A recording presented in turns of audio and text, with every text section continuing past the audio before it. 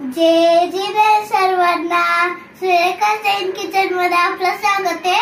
आज आपण पाहणार आहोत वरईचा शिरा। त्याच्यात थोडं तूप, एका कढईमध्ये थोडं तूप घालून घ्यायचंय। तूप लागेल तसं घालायचं। आता 4 चमचे टाकलेले। ह्याच्यात वरईचं पीठ घालून घेऊया। ह्याला व्यवस्थित भाजायचंय। ज्या वाटीने आपण वरईचं पीठ घेतलं त्या वाटीने 1 वाटी गूळ घ्यायचंय। हे एका पातेल्यामध्ये घालून ह्याच्यामध्ये पाणी घालून घ्यायचंय। ह्याला आता गॅसवर विरघळायला ठेवायचंय। त्याला 7 चमचे तूप लागलेलं आहे।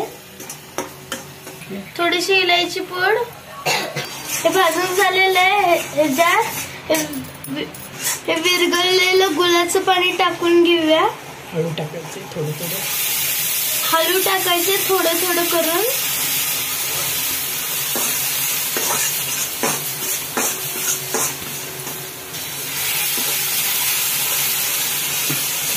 त्याच्यात थोडे मनुके घालून घ्यायचे।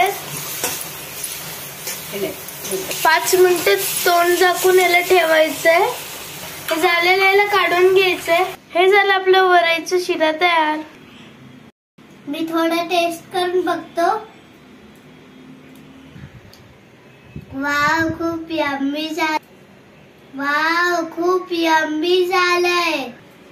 तुम्हाला जर आमची रेसिपी आवडली असेल तर लाईक, शेअर, सबस्क्राईब आणि बेल बटन दाबायला विसरू नका।